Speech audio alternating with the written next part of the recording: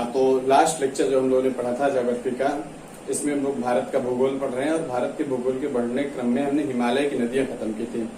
हिमालय की नदियां में हम लोगों ने 3 टॉपिक पढ़े थे, जिसमें से हमने पढ़ा था गंगा नदी तंत्र, ब्रह्मपुत्र नदी तंत्र और सिंधु नदी तंत्र। तो आप लोगों को कैसा लगा ये आप जरूर बताइएगा मुझे, और आपके रिस्पॉन्स वैसे मिल रहे हैं मुझे। और इसी क्रम में हम लोग, जो मैंने कल लास्ट लेक्चर में कहा था कि हम जो नेक्स्ट लेक्चर होगा हमारा, उसमें हम लोग प्रायद्वीपीय भारत की नदियां पढ़ेंगे या दक्षिण भारत की नदियां पढ़ेंगे। तो आज के इस टॉपिक में हम लोग दक्षिण भारत की नदियां पढ़ेंगे। दक्षिण भारत की नदियों का अध्ययन हम लोग 2 भागों में बांट करेंगे। कुछ नदियां ऐसी हैं जो नदियां कहाँ पर गिरती हैं, अरब सागर की खाड़ी में गिरती हैं या खंबाती खाड़ी में गिर करके अपना एस्चुरी का निर्माण करती हैं, और कुछ नदियां ऐसी हैं जो पश्चिम से पूर्व की दिशा में बह करके बंगाल की खाड़ी में गिरकर अपना डेल्टा बनाती हैं। तो हमारा जो टॉपिक है आज का वह है प्रायद्वीपीय भारत की नदियां, या इसे हम कह सकते हैं दक्षिण भारत की नदियां। दक्षिण भारत की नदियां। देखिए, जब हमने शुरू किया था नदियों वाला टॉपिक, तो आप लोग को बताया था मैंने, नदियों का अध्ययन 2 तरह बांट के करेंगे। एक तो हिमालयी नदियां या 12मासी नदियां जो होती हैं, और दूसरी प्रकार की नदियां वो हैं जो बरसाती नदियां होती हैं, 12मासी नदियां नहीं होती, गर्मियों के समय पे आके सूख जाती। तो हिमालयी नदियां जो, चूंकि हिमालय में क्या है, बर्फ जमा हुआ है, और वहां से जब हिम पिघलता है, बारिश होती है, तो वहां से लगातार नदियों में पानी रहता है। जैसे गंगा नदी हो जाए, ब्रह्मपुत्र नदी हो जाए, सिंधु नदी और उसकी सहायक नदियां हो जाए, यमुना हो जाए, रामगंगा, मैंने सब पढ़ाया है। वो नदियां 12मासी नदियां हैं। कुछ नदियां ऐसी हैं जब बारिश होती है तभी उनमें जल रहता है, जैसे दक्षिण भारत की नदियां हैं। तो इन नदियों को हम दक्षिण भारत है, प्रायद्वीपीय भारत की नदियां या दक्षिण भारत की नदियां, या हम कह सकते हैं बरसाती नदियां। बरसाती नदियां मतलब बरसात में तो ये रहती है, बाकी गर्मियों के मौसम पे ये नदियां सूख जाती हैं। तो देखिए, दक्षिण भारत की नदियां पढ़ने से पहले थोड़ा सा मैं आपको एक मैप ड्रा करके ये बता दूं कि अगर ये मान लिया जाए कि हमारे भारत है, तो इस भारत में अगर देखिए, हम यहाँ पे देखें तो हमारे इस भारत में क्या है कि कई प्रकार की नदियां यहाँ पे बहती हैं। यहाँ से क्या है, कर्क रेखा गुजरती है, ठीक है, कर्क रेखा गुजरती है, और यहाँ पे सबसे इधर दाहिने किनारे में यहाँ पे एक नदी बहती है कर्क रेखा, जिसका नाम है महानदी। महानदी इससे जुड़ी हुई नदी है, एक तो बैतरणी है और एक ब्राह्मणी है। बैतरणी, और यहाँ पे क्या है, एक ब्राह्मणी नदी है, ब्राह्मणी, ब्राह्मणी, समझ लेना। ये नदी कौन सी, महानदी है, महानदी, ठीक है। एक एक से इन सब के बारे में अध्ययन करेंगे। यहीं पे एक नदी यहाँ से निकलती है, इसका नाम है गोदावरी, गोदावरी नदी है। फिर एक नदी यहाँ पे है, इसका नाम है कृष्णा। कृष्णा के बाद ऐसे एक नदी बहती है कावेरी, है ना। इसके बाद पेन्नरू, पेन्नरू, इसके बाद वैगई, वैगई, ठीक है ना। ये नदियां जो हैं हमारी पश्चिम से पूर्व में जाती है और बंगाल की खाड़ी में जल गिराती हैं, ठीक है। इसी प्रकार अगर यहाँ पे देखा जाए तो इधर एक नदी है नर्मदा, ठीक है, और इधर क्या है, यहाँ पे ताप्ती या तापी से कहते हैं। यहाँ पे छोटी छोटी नदियां बहती हैं गोवा क्षेत्र में, दो, जिससे एक जुआरी है और एक मांडवी है। यहाँ पे एक हो जाएगी मांडवी, एक हो जाएगी यहाँ पे जुआरी। इसके बाद यहाँ पे कर्नाटक क्षेत्र में आ जाते हैं, यहाँ पे 2 नदियां बहती है, एक नदी हो जाएगी आपकी शरावती और एक नदी आपकी हो जाएगी यहाँ पे काली या कालिंदी नाम से भी इसको जाते हैं, काली नदी। इसके बाद यहाँ पे आ जाएंगे केरल में, केरल क्षेत्र में 2 नदियां बहती हैं, छोटी छोटी नदियां जो अपना जल अरब सागर में गिराती हैं। इस नदी का नाम हो जाएगा, एक का नाम हो जाएगा पेरियार नदी, पेरियार, और एक हो जाएगा भरतपूजा, भरतपूजा नदी, ठीक है ना। तो ये कुछ नदियां हैं महत्वपूर्ण जो दक्षिण भारत में या प्रायद्वीपीय नदियों के नाम से जाना जाता है। तो हमने बताया कि जो दक्षिण भारत की नदियां हैं, इनका अध्ययन 2 भागों में बांट के करेंगे। कौन कौन से 2 भाग, एक भाग तो वो जो नदियां पूरब से पश्चिम दिशा में बहती हैं और पश्चिम दिशा में बहकर अपना जल कहाँ पर गिराती हैं, अरब सागर में खंबाती खाड़ी में गिराती हैं। और दूसरा जो भाग होगा हमारा, जो पश्चिम से पूर्व की ओर नदियां बहती हैं, जो अपना जल बंगाल की खाड़ी में गिराती हैं। तो अगर आप चाहें तो इसका एक स्क्रीनशॉट छोटा सा ले लीजिए, फिर मैं आपको आगे पढ़ाना शुरू करता हूँ। चलिए शुरू करते हैं। आप वीडियो को पॉज करके भी आगे स्क्रीनशॉट इसका ले सकते हैं, जूम करके भी आप इसको देख सकते हैं। तो अब हम यहाँ पे चर्चा करने वाले हैं कि जो नदियां हैं इनको 2 भागों में बांट के इनका अध्ययन करेंगे। कैसे दो भागों में बांट के अध्ययन करेंगे, देख लीजिए। पहला जो हमारा भाग होगा, पहले यहाँ पे मैं इसको क्लासिफाई कर देता हूँ दो भाग में। यहाँ पे जो दक्षिण भारत या प्रायद्वीपीय भारत की नदियां, इनको दो भागों में बांट के पढ़ा जाएगा। पहला जो भाग हो जाएगा हमारा, वो ये हो जाएगा अरब सागर में गिरने वाली नदियां। अरब सागर में गिरने वाली नदियां, अरब सागर में गिरने वाली नदियां, या हम इनको कह सकते हैं पूरब से पश्चिम दिशा में, पूरब से पश्चिम की ओर बहने वाली नदियां, की ओर बहने वाली नदियां। लेक्चर बहुत महत्वपूर्ण है, अगर आप पूरा बने रहेंगे तो आपको नदियों से कोई भी प्रश्न ऐसा नहीं किसी परीक्षा में जो बाहर चला जाए। ठीक है, तो अरब सागर में गिरने वाली नदियां या पूरब से पश्चिम की ओर गिरने वाली नदियां। दूसरा हम यहाँ पे बात करेंगे बंगाल की खाड़ी में, बंगाल की खाड़ी में गिरने वाली नदियां, खाड़ी में गिरने वाली नदियां, गिरने वाली नदियां। अभी थोड़ी देर पहले मैंने फिगर ड्रा किया था, आपने देखा था वहां पे कौन कौन सी नदियां बंगाल की खाड़ी में गिरती हैं।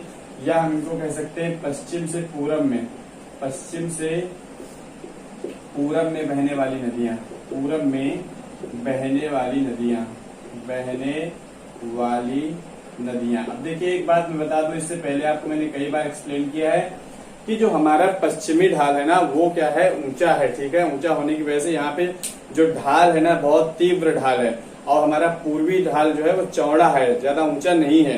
तो क्या होता है, जो नदियां पूरब की ओर बहती हैं, वो नदियां तो यहाँ पे पूरब में जाकर के बंगाल की खाड़ी में किसका निर्माण करती है, डेल्टा बनाती है। बंगाल की खाड़ी में डेल्टा बनाती हैं। कौन सी नदियां, जो पश्चिम से पूरब की ओर बहती हैं। हमने बताया था पश्चिमी जो तट है ऊंचा है, तो पश्चिम से पूरब की ओर जो नदियां बहती हैं वो जाकर के बंगाल की खाड़ी में अपना डेल्टा बनाती हैं। वहीं जो नदियां पूरब से पश्चिम की ओर बहती हैं, ये यहाँ पे क्या करती है, एस्चुअरी है, एस्चुअरी का निर्माण करती हैं। एस्चुअरी या ज्वलनोन्मुख,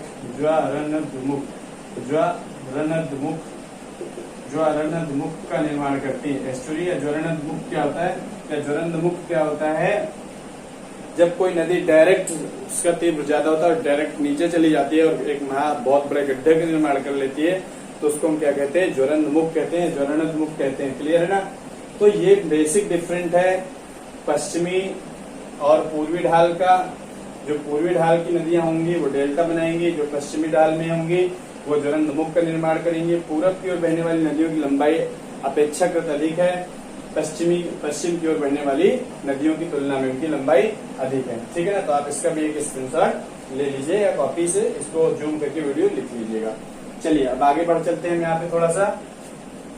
अब हम अरब सागर की ओर गिरने वाली नदियों की तो बात करेंगे आज, परंतु यहाँ पे एक चर्चा और थोड़ा सा कर लेते हैं। थोड़ा सा आपको मैपिंग करा देता हूँ कि किस प्रकार से क्षेत्र है यहाँ पे। ठीक है ना।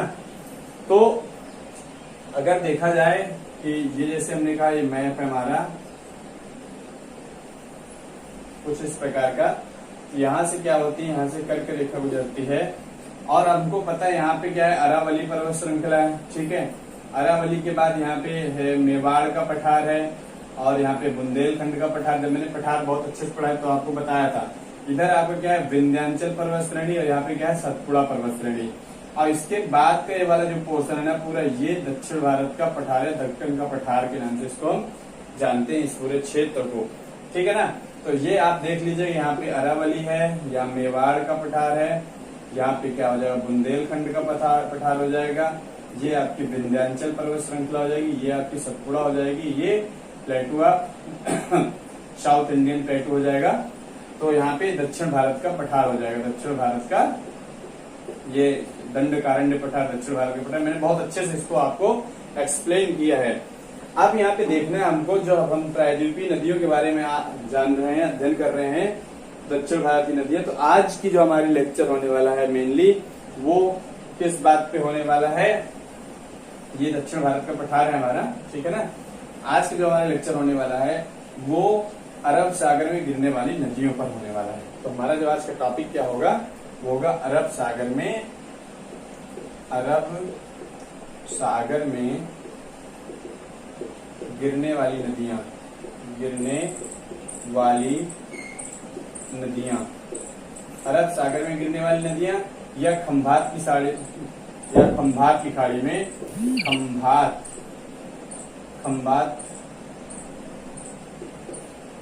की खाड़ी में गिरने वाली नदियां, इनकी हम लोग चर्चा करेंगे। तो देखिए अब मैप है थोड़ा सा, इस पे मैं चर्चा कर लेता हूँ। यहाँ पे एक रेखा गुजरती है जिस रेखा का नाम है कर्क रेखा, ठीक है ना। अब कर्क रेखा में अगर सबसे ऊपर देखी जाए तो यहाँ पे एक नदी बहती है कर्क रेखा के ऊपर, लूनी नदी कहते हैं। ये जो लूनी नदी है ना, मैंने इससे पहले भी लूनी नदी के बारे में बता रखा है। चलिए हम थोड़ा थोड़ा यहाँ पे इनके बारे में सीखते आएंगे। नंबर 1 यहाँ पे नदी जो हो जाएगी आपकी हो जाएगी लूनी नदी हो जाएगी। और लूनी नदी के बारे में मैंने बहुत अच्छे से पढ़ाया था जब मैंने आपको पठार पढ़ाए थे, तो वहां पे हमने केंद्रीय उच्च भूमि में पढ़ा था अरावली पर्वत श्रृंखला। अरावली पर्वत श्रृंखला मैंने आपको पढ़ाया था। तो अरावली पर्वत श्रृंखला की एक पहाड़ी है जो नाग पहाड़ी है, नाग पहाड़ से क्या निकलती है, ये लूनी नदी निकलती है। और यहाँ से आगे बढ़ने के पश्चात ये जाती है गुजरात के कच्छ में, समझ रहे हैं ना, गुजरात के कच्छ में ये पहुंचती है नदी। और ये राजस्थान से निकलती है अरावली पर्वत श्रृंखला की नाग पहाड़ी से, ये नाग पहाड़ कही है, नाग पहाड़ी कही है, वहां से निकलती है। और गुजरात के कच्छ में, गुजरात के कच्छ के रण में क्या होती है, कच्छ के रण में क्या हो जाती है, विलीन हो जाती है।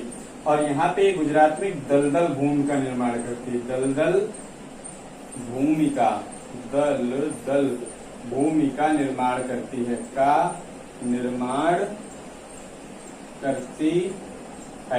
तो यहाँ तक आपको कोई प्रॉब्लम नहीं होगी। ये हमने लूनी नदी की इससे पहले भी बहुत अच्छे से चर्चा की थी। आप मेरे ही साथ ऐसे लिखते जाएंगे तो कहीं भी आपको कोई समस्या नहीं होने पाएगी। अब लूनी नदी के बाद हम बात करने वाले हैं, क्योंकि हम अरब सागर की नदियों के बारे में बात कर रहे हैं। जो मैंने हेडिंग आपने पहले डाल दी, मिटा दिया, झगड़ा कम न पड़े, ठीक है ना। ऐसे ही साथ साथ मेरे लिखते जाइएगा, ड्रा करते जाइएगा, बहुत अच्छे से आपको सारी बातें समझ में आ जाएंगी। लूनी नदी की बात हम चर्चा करेंगे। दूसरी नदी यहाँ से जो देखिए बह रही है, इस नदी क्या है, ये राजस्थान में मेवाड़ पठार से निकलती है। इस नदी का नाम क्या है, साबरमती नदी।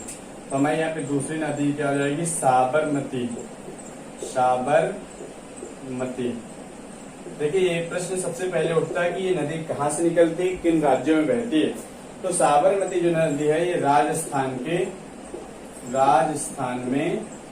ये मेवाड़ पठार से निकलती है, मेवाड़ पठार से निकलती है, मेवाड़ पठार से निकलती है। और यहाँ से निकलने के पश्चात ये नदी गुजरात में पहुंचती है। गुजरात में पहुंचकर यहीं इसी नदी के किनारे एक शहर बसा हुआ जिसका नाम है अहमदाबाद। अहमदाबाद साबरमती नदी के किनारे बसा है, साबरमती नदी के किनारे बसा है, नदी के किनारे बसा है, समझ रहे हैं ना भाई। इसके बाद ये नदी आती है और यहाँ पे खंभात की खाड़ी में अपना जल गिराती है। खंभात की खाड़ी में, अहमदाबाद के बाद यहाँ पे गुजरात, चलिए आगे बढ़ जाते हैं। अरब सागर के खंभात की खाड़ी में, अरब सागर के खंभात की खाड़ी में, खंभात की खाड़ी में अपना जल गिराती है, अपना जल गिराती है, ठीक है ना। तो हमने चर्चा कर ली किसकी, साबरमती नदी की। और ये कहाँ से निकलती है, राजस्थान के मेवाड़ पठार से निकलती है। अहमदाबाद इसी नदी के किनारे बसा हुआ है। और अगर साबरमती नदी की लंबाई की बात की जाए तो ये लंबाई कितनी, 320 किलोमीटर लंबी है, क्लियर है ना। तो साबरमती की बात कर ली। इसके बाद हम बात करेंगे नेक्स्ट, यहाँ पे नदी देखिए, आप देख रहे हैं मैप में, यहाँ पे एक नदी है माही नदी, ठीक है ना। ये एक नदी क्या है, माही नदी।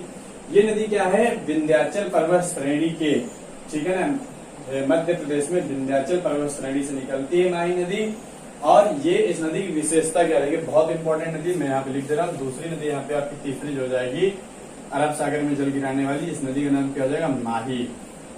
ये माही नदी जो है ना, सबसे पहले तो इसकी इंपॉर्टेंस ये है, नंबर 1 की बात अगर करें तो नंबर 1 यहाँ पे क्या हो जाएगी, यह नदी कर्क रेखा को 2 बार काटती है। यह नदी कर्क रेखा को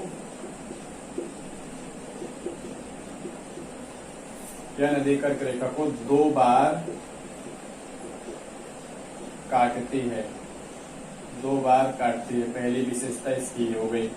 दूसरी विशेषता इसकी क्या हो जाएगी कि ये नदी क्या होती है, विंध्याचल पर्वत श्रृंखला से निकलती है। एमपी में विंध्याचल है ना, विंध्याचल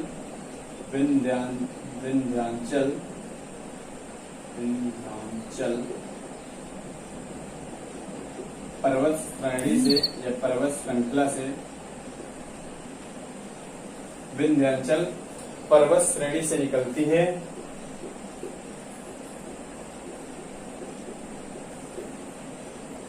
अब देखिए यहां से क्या निकलती है, ये यहां से पहले नदी निकलती है मध्य प्रदेश से, यहां से जाती है, फिर ये राजस्थान में चली जाती है यहाँ पे, ठीक है ना।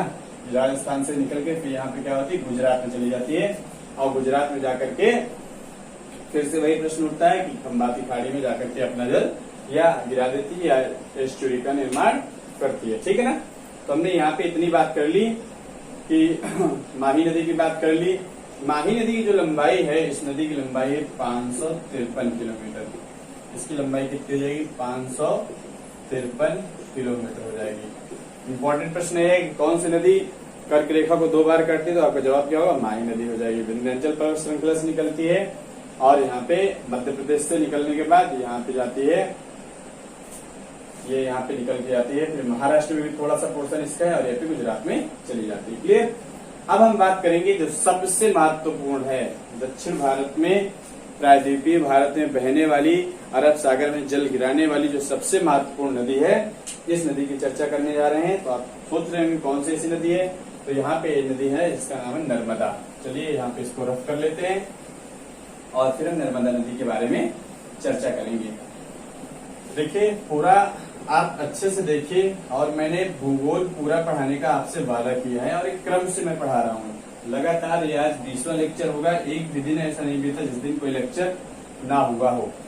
तो जल्दी हम लोग पूरा भूगोल स्टेप बाय स्टेप समाप्त करेंगे। इसके बाद एक लेक्चर और होगा नदियों का, फिर मैं इसके बाद आपको पढ़ाऊंगा भारत की जलवायु। तो यहाँ तक हमने चर्चा कर ली माही नदी के बाद। एक जो नेक्स्ट नदी आती है हमारी, वो है नर्मदा। नर्मदा नदी, ये नर्मदा नदी बहुत ही महत्वपूर्ण है और इम्पोर्टेंट भी है आपके लिए। सबसे पहले फिर से ये प्रश्न उठता है कि ये नदी कहाँ से निकलती है। देखिए मैं इसका यहाँ पे पहले आपको बता दें, अमरकंटक पठार से नदी निकलती है, और अमरकंटक पठार से निकलने के बाद, अमरकंटक पठार मध्य प्रदेश और छत्तीसगढ़ की सीमा पे है।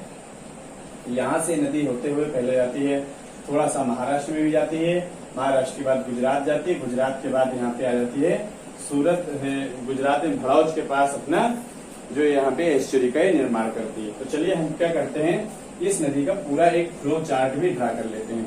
तो थोड़ा सा पहले इसके बारे में लिख लेते हैं। ये निकलती कहाँ से है, नंबर 1 इसका पॉइंट हो जाएगा। इस नदी की लंबाई की अगर बात करें तो ये 1312 किलोमीटर लंबी है। क्या है, 1312 किलोमीटर लंबी है, ठीक है, पहली बात। दूसरी बात क्या हो जाएगी, यह नदी भ्रंश घाटी में प्रवाहित होती है, भ्रंश घाटी में प्रवाहित होती है। और इनकी बातें हम इम्पोर्टेंट बातें तो लिखेंगे ही, भ्रंश घाटी में प्रवाहित होती है, तो हम लिखेंगे ढेर सारी बातें। पहले इसका एक फ्लो चार्ट ड्रा कर लेते हैं। देखिए होता क्या है, यहाँ पे एक पठार है, ये देखिए यहाँ पे एक पठार है। इस पठार का नाम क्या है, अमरकंटक का पठार। क्या नाम है इसका, अमरकंटक का पठार, अमरकंटक पठार। देखिए इससे पहले मैंने बहुत अच्छे से इनके बारे में पढ़ा रखा है। ये एमपी और छत्तीसगढ़ की सीमा पर है पठार, ठीक है। एमपी में इसका पोर्शन ज्यादा है, तो एमपी और छत्तीसगढ़ की सीमा में है। यहाँ से एक नदी निकलती है, इस नदी का यहाँ पे नाम क्या हो जाता है, नर्मदा नदी। और ये नदी जब यहाँ से निकलती है, तो यहाँ से निकलने के पश्चात यहाँ पे एमपी से निकल रही है नदी, ठीक है, हमको पता है एमपी से। यहाँ पे एमपी में ही एक जगह है, एक शहर यहाँ पे इस नदी किनारे बसा हुआ है। इस शहर का नाम क्या है, जबलपुर। क्या नाम हो जाएगा, जबलपुर। इसी शहर में, जबलपुर में ही यहाँ पे एक पहाड़ी जिसका नाम है भेड़ा घाट पहाड़ी, भेड़ा घाट पहाड़ी। ये क्या है? भेड़ा घाट पहाड़ी। इस भेड़ा घाट पहाड़ी को ही संगमरमर पहाड़ी, यहीं पे क्या है? संगमरमर पहाड़ी के नाम से भी इसको जाना जाता है। ठीक है ना? संगमरमर के लिए प्रसिद्ध है पहाड़ी। जबलपुर में भेड़ा घाट पहाड़ी, संगमरमर पहाड़ी। यहीं पे एक जलप्रपात है। इस जलप्रपात का नाम क्या हो जाता है? धुआंधार जलप्रपात। धुआंधार जलप्रपात है। यहाँ पे एक जलप्रपात है जिसका नाम क्या है? धुआंधार जलप्रपात। इस धुआंधार जलप्रपात या इसे ही कहा जाता है, एक नाम और इसका हो जाता है कपिल धारा जलप्रपात। क्या नाम हो जाता है? कपिल धारा जलप्रपात। धुआंधार जलप्रपात, कपिल धारा जलप्रपात, या इसको कहते हैं दुग्ध धारा जलप्रपात। दुग्ध धारा जलप्रपात है। कहाँ पे भाई? नर्मदा नदी में है, जिस नदी का नाम क्या हो जाएगा आपका? नर्मदा हो जाएगा। कहाँ पे? जबलपुर शहर में भेड़ा घाट पहाड़ी पे या संगमरमर पहाड़ी पे जलप्रपात जिसका नाम है धुआंधार जलप्रपात या कपिल धारा जलप्रपात या दुग्ध धारा जलप्रपात। क्लियर है ना? अब यहाँ से नदी आगे बढ़ती है, थोड़ा सा पोर्शन यहाँ पे इसका जाता है, लगभग बहुत किनारा लेती है महाराष्ट्र का, और यहाँ से नदी महाराष्ट्र से आगे बढ़कर के नदी कहाँ पहुंच जाती है?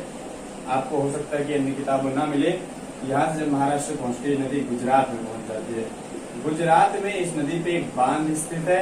इस बांध का नाम क्या हो जाता है? सरदार सरोवर बांध। गुजरात में इस नदी पे एक बांध है।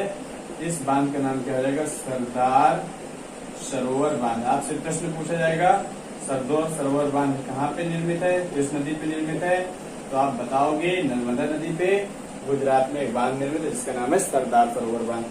अब यहाँ से नदी आगे बढ़ती है और आगे बढ़ने के पश्चात अपना जल भड़ौच के पास, गुजरात में भड़ौच के पास अपना जल कहाँ गिरा देती है? खंभात की खाड़ी में। खंभात की खाड़ी में अपना जल गिराती है। अपना जल गिराती है। जल गिराती है। खंभात की खाड़ी में अपना जल गिराती है। कहाँ पर गिराती है? भड़ौच के पास। भड़ौच एक स्थान है गुजरात में, भड़ौच बहुत फेमस स्थान है। भड़ौच के पास अपना जल गिराती है। जल गिराने से पहले इस नदी पे एक द्वीप पड़ता है। यहाँ पे एक द्वीप पड़ता है। इस द्वीप का जो नाम है ना भाई बहुत महत्वपूर्ण है, अच्छे से देखिएगा, इसको आप याद रखिएगा। आप यहाँ पे एक द्वीप पड़ता है। इस द्वीप का नाम है साधु वेट द्वीप। क्या है? साधु वेट द्वीप है यहाँ पे। ठीक है? इस साधु वेट द्वीप का ही विश्व की सबसे ऊंची मूर्ति है जिसका नाम क्या है? मैं आगे दूसरा कलर चेंज कर लेता हूँ। यहाँ पे साधु वेट द्वीप है नर्मदा नदी पे। यहाँ पे विश्व का सबसे ऊंचा एक मंदिर है, वो बनाया गया स्टैचू जिसे कहते हैं, सबसे विश्व की सबसे ऊंची मूर्ति है जिसका नाम है स्टैचू ऑफ यूनिटी। आपने सुना होगा statue of unity. Sardar Vallabh भाई पटेल की मूर्ति है जो ये क्या है? विश्व की सबसे ऊंची मूर्ति। विश्व की सबसे ऊंची मूर्ति है। फिर से समझ लीजिए, नर्मदा नदी अमरकंटक पठार से निकलती है जो छत्तीसगढ़ और मध्य प्रदेश की सीमा पे है।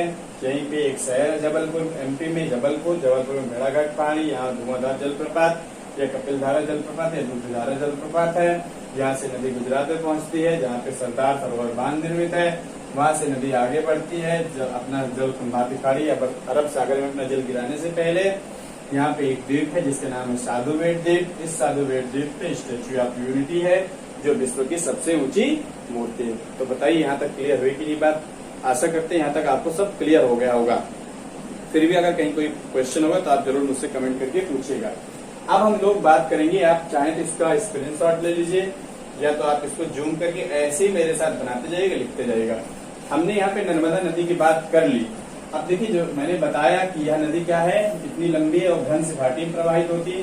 इम्पोर्टेंट प्रश्न ये भी है कि विंध्याचल और सतपुड़ा जो पर्वत श्रृंखला है उनके मध्य से प्रवाहित होती है। अगर यहाँ पे 0.3 बढ़ाएं तो आप क्या बढ़ा लोगे?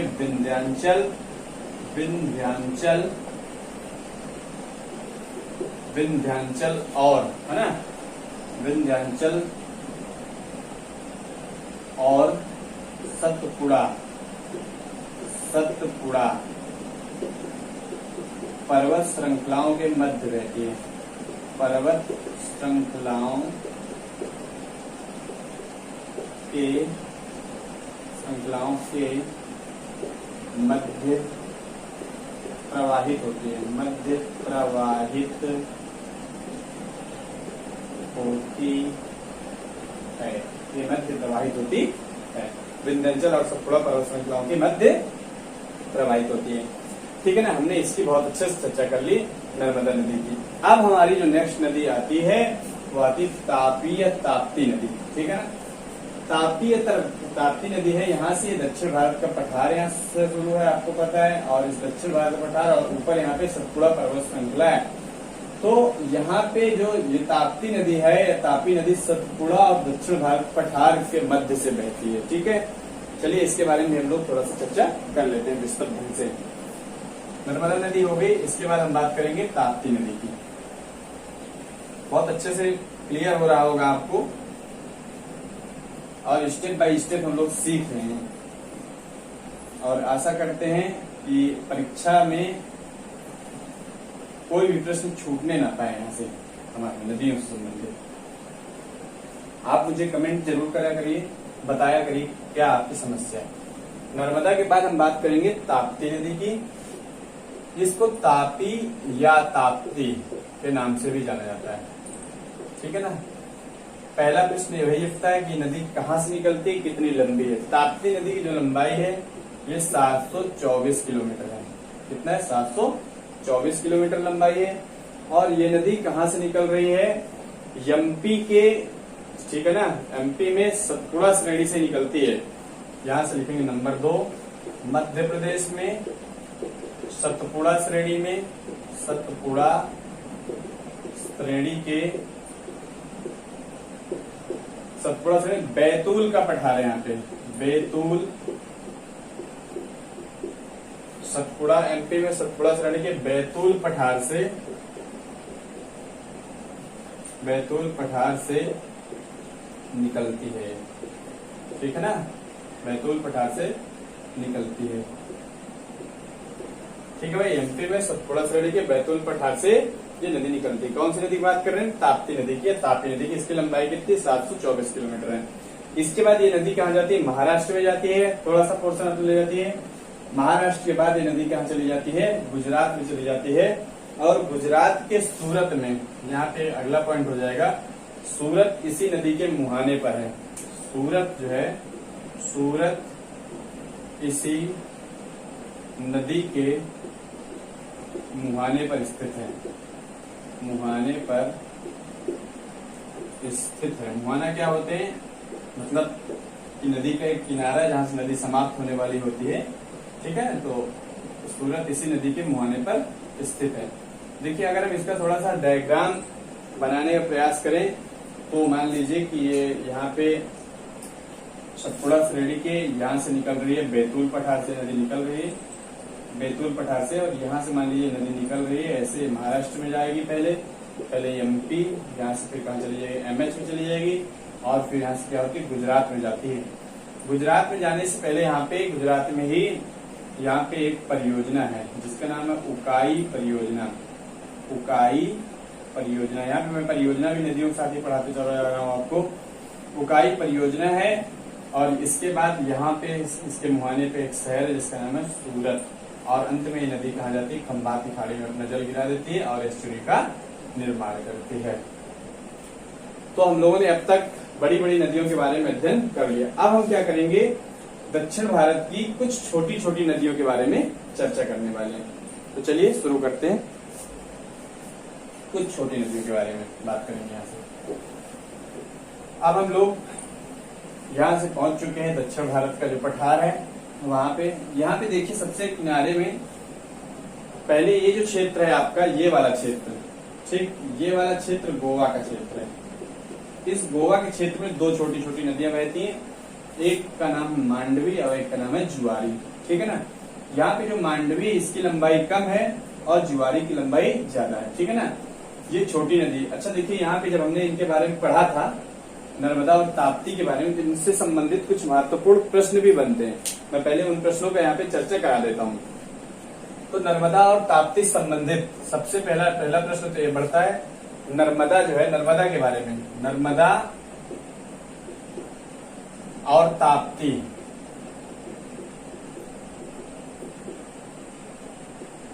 दोनों ये कहाँ बहती है? भ्रंश घाटी में बहती है। भ्रंश घाटी में बहती है। भ्रंश को ही कहते हैं रिफ्ट वैली। रिफ्ट वैली, इससे पहले हमने आपको पढ़ा रखा है। रिफ्ट वैली भ्रंश घाटी में बहती है, ठीक है। ये दोनों नदियां अरब सागर में अपना डेल्टा बढ़ाती हैं। अरब सागर में अपना जल गिराती हैं। डेल्टा नहीं, एस्चुरी बनाएंगे। अरब सागर में अपना जल गिराती हैं। इसके बाद बात करेंगे, दोनों नदियां पूरब से पश्चिम की ओर बहती हैं। ये दोनों नदियां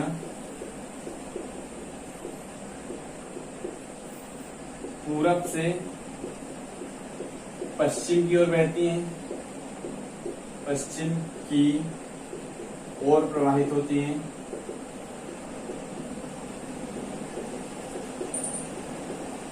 इसके बाद बात करेंगे अगर चौथे पॉइंट की, तो ये हो जाए गोदावरी की लंबाई, नहीं सॉरी नर्मदा, गोदावरी अभी कहां से, नर्मदा नदी की लंबाई ताप्ती से अधिक है।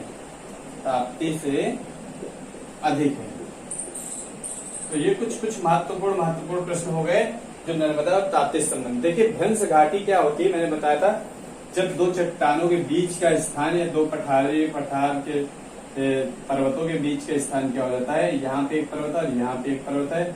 यहाँ पे अगर ये स्थान जो खाली रह जाता है, इसको हम क्या कहते हैं? भ्रंश घाटी या रिफ्ट वैली कहते हैं। भारत में 3 नदियां हैं भ्रंश घाटी में बहने वाली। भ्रंश घाटी में बहने वाली नदियां, इससे पहले मैं आपको बता चुका है। भ्रंश घाटी में बहने वाली नदियां अगर बात करें, बहने वाली नदियों की बात करें, तो यहाँ पे क्या हो जाएगा? भ्रंश घाटी में बहने वाली नदियों में नंबर 1 आपकी हो जाएगी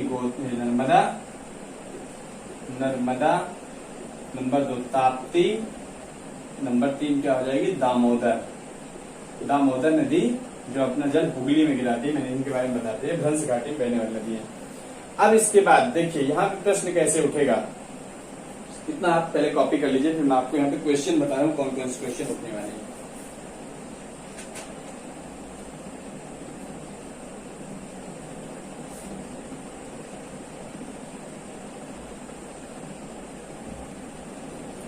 तो यहाँ पे आपने समझ लिया होगा, ये महत्वपूर्ण प्रश्न है कि ये दोनों नदियां नर्मदा और ताप्ती भ्रंश घाटी में बहती हैं, अरब सागर में अपना जल गिराती हैं। ये दोनों नदियों की बात कर रहे हैं, कौन कौन से? नर्मदा और ताप्ती की पूरब से पश्चिम में प्रवाहित होती हैं। नर्मदा नदी की लंबाई ताप्ती नदी से अधिक है। भ्रंश घाटी में बहने वाली 3 नदियां हैं हमारे भारत में, number 1 Narmada, number 2 Tapti, number 3 Damodar. और यहाँ पे अगर 5वें पॉइंट आप बढ़ाना चाहें तो बढ़ा सकते हैं कि ये दोनों नदियां अरब सागर में ज्वलनमुख का निर्माण करती हैं। अब देखिए यहाँ पे नर्मदा नदी से संबंधित कुछ महत्वपूर्ण प्रश्न बनते हैं आपके, केवल नर्मदा नदी से संबंधित 5-6 प्रश्न बनेंगे यहाँ पे, उनके बारे में मैं आपको यहाँ पे बता देता हूँ। तो जो 5-6 प्रश्न यहाँ पे बन रहे हैं नर्मदा नदी से, वो कौन कौन से बन रहे हैं प्रश्न? पहला प्रश्न तो ये बनेगा आपका कि पूरब से पश्चिम में बहने वाली सबसे बड़ी नदी नर्मदा है। पूरब से पश्चिम में बहने वाली, ठीक है, पहली बात नर्मदा पूरब से पश्चिम में बहने वाली।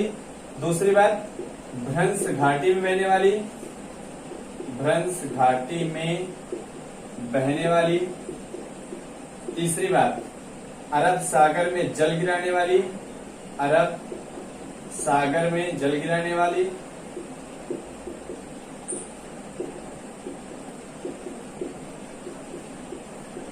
इसके बाद ज्वलनमुख या एस्चुरी का निर्माण करने वाली, ज्वलनमुख या एस्चुरी का निर्माण करने वाली। देखो नर्मदा पूरब से पश्चिम में बहने वाली, ठीक है, भ्रंश घाटी में बहने वाली, अरब सागर में जल गिराने वाली, ज्वलंतमुख का निर्माण करने वाली सबसे बड़ी नदी है। क्या हो जाएगी? सबसे बड़ी नदी है। तो सबसे आपसे प्रश्न कैसा पूछा जाएगा? पूर्व से पश्चिम में बहने वाली सबसे बड़ी नदी कौन सी? नर्मदा। भ्रंश घाटी में बहने वाली सबसे बड़ी नदी कौन सी? नर्मदा। खंभाती खाड़ी में ज्वलंतमुख का निर्माण करने वाली सबसे बड़ी नदी कौन सी? नर्मदा। ठीक है ना। अरब सागर में जल गिराने वाली सबसे बड़ी नदी कौन सी है? नर्मदा, है ना। तो ये नर्मदा नदी से संबंधित कुछ महत्वपूर्ण यहाँ पे हमने प्रश्नों की चर्चा कर ली। ठीक है, कॉपी कर लीजिए।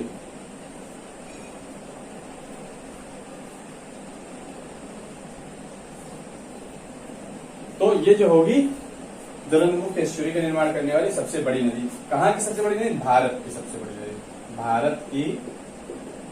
भारत की सबसे बड़ी नदी हो जाएगी नर्मदा। पूर्व से पश्चिम बहने वाली, भ्रंश घाटी में बहने वाली, अरब सागर में जल गिराने वाली, ज्वलंतमुख एस्चुरी का निर्माण करने वाली भारत की सबसे बड़ी नदी। क्लियर है ना? चलिए अब हम चर्चा करते हैं। इन छोटी छोटी कुछ नदियां बची हैं, इसके बाद हमारा आज का लेक्चर समाप्त हो जाएगा। बहुत जल्दी फिनिश होने वाला है। अब देखिए, यहाँ पे गोवा वाले क्षेत्र में दो नदी बहती है। एक नदी का नाम है मांडवी। ठीक है, यहाँ पे चलिए लिख लेते हैं हम साथ साथ में। लिखने से नोट्स बन जाते हैं तो आपको कोई समस्या नहीं होती है। एक नदी यहाँ पे मांडवी नदी है। ये मांडवी नदी के किनारे, मांडवी नदी के किनारे गोवा की राजधानी, गोवा की राजधानी, गोवा की राजधानी पणजी स्थित है। गोवा की राजधानी पणजी कहाँ स्थित है? नर्मदा मांडवी नदी के किनारे गोवा की राजधानी पणजी स्थित है। ठीक है ना। इसके बाद यहाँ पे एक और गोवा की जो सबसे लंबी नदी हो जाएगी, दूसरी यहाँ पे नदी की बात करेंगे हम, जिसका नाम है जुआरी। यहाँ पे हम बात करेंगे इसकी जुआरी, जुआरी। ये गोवा की सबसे लंबी नदी हो जाएगी, गोवा की सबसे लंबी नदी हो जाएगी, सबसे लंबी नदी हो जाएगी। ठीक है ना। इसके बाद हम बात करेंगे यहाँ पे ये दो नदियां बहती कर्नाटक के क्षेत्र में। कहाँ बहती? कर्नाटक के क्षेत्र में। कर्नाटक के क्षेत्र में एक नदी बहती है जिसका नाम है शरावती नदी। ठीक है ना, शरावती नदी बहती है। और इसी शरावती नदी पे जोग या गुरुसप्पा, जोग या गुरुसप्पा जलप्रपात है। बहुत इंपॉर्टेंट प्रश्न है, कई बार पूछा जाता है जोग या गुरुसप्पा जलप्रपात कहाँ पे है? शरावती नदी पे, जो भारत का सबसे ऊंचा जलप्रपात है। ये भारत का सबसे ऊंचा जलप्रपात भी है, भारत का सबसे ऊंचा जलप्रपात, सबसे ऊंचा जलप्रपात। इसकी ऊंचाई कितनी आप मुझे कमेंट बॉक्स में बताएंगे। ठीक है, जोग या गुरुसप्पा जलप्रपात। इसके बाद यहाँ पे एक नदी और बहती, काली नदी, जो इतना महत्वपूर्ण नहीं है। अब यहाँ पे हम पहुंच जाते हैं। इसके बाद एक राज्य है यहाँ पे, आपको पता है यहाँ पे तमिलनाडु है, ये वाला आपका कर्नाटक हो गया, ये वाला आपका गोवा हो गया, ये आपका महाराष्ट्र हो गया, है ना। तो यहाँ पे कर्नाटक के बाद यहाँ पे हम केरल में पहुंच जाते हैं। केरल में यहाँ पे तीन पहाड़ियां हैं, एक नीलगिरी है, अन्नामलाई और कार्डमम पहाड़ियां हैं। ठीक है ना, नीलगिरी, अन्नामलाई और कार्डमम पहाड़ियां हैं। तो यहाँ पे तमिलनाडु से एक नदी निकलती है, पेरियार नदी, पेरियार नदी, जो कि केरल की सबसे लंबी नदी है। केरल की सबसे लंबी नदी, केरल की सबसे लंबी नदी हो जाएगी आपकी पेरियार नदी। केरल की सबसे लंबी नदी हो जाएगी पेरियार नदी। और इसी पेरियार नदी पे एक परियोजना है जिसका नाम है इडुक्की परियोजना। इडुक्की परियोजना चल रही है इसी केरल नदी पे। ठीक है, इडुक्की परियोजना। इसके बाद यहाँ पे अन्नामलाई पर्वत श्रृंखला से एक नदी निकलती है, अन्नामलाई पर्वत से निकलती है। दक्षिण भारत की सबसे ऊंची चोटी अन्नामलाई चोटी भी है, मैंने बताया आपको, अन्नामुड़ी चोटी। तो यहाँ पे एक नदी जो अन्नामलाई पर्वत से निकलती है जिसका नाम है भरतपुजा, या केरल की दूसरी सबसे लंबी नदी, या केरल की दूसरी सबसे लंबी नदी है, सबसे लंबी नदी है। तो आज के इस लेक्चर में हम लोगों ने प्रायद्वीपीय भारत की नदियां, जो दक्षिण भारत की नदियां में उन नदियों की चर्चा की जो अपना जल अरब सागर में गिराती। तो आपको ये लेक्चर कैसा लगा आप मुझे कमेंट करके जरूर बताइएगा। नेक्स्ट जो लेक्चर होगा उसमें हम लोग पढ़ेंगे पश्चिम से पूर्व की ओर बहने वाली नदियां, और इस तरह से हमारा ये जो नदियों वाला टॉपिक है यहाँ पे फिनिश हो जाएगा। तो आज के लिए इतना ही। आप सबका दिन शुभ हो। बहुत बहुत धन्यवाद। Thank you.